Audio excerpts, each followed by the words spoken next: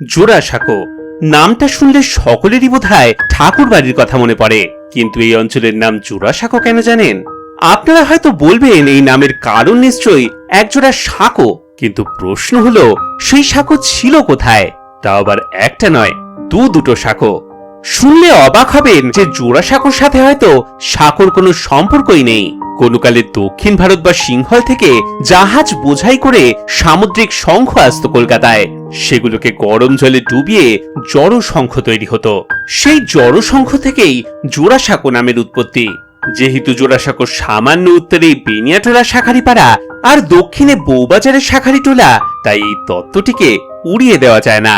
অবশ্য অনেকে মনে করেন এই অঞ্চলের কোনো জোড়া শঙ্করের মন্দির থেকেই হয়তো জায়গার এমন নাম। আবার এটাও মনে করা হয় যে ফার্সি শব্দ জোড়বার সাক্ষ্য বা জান্নাতে যাওয়ার রাস্তা থেকেই অঞ্চলের এমন নামকরণ।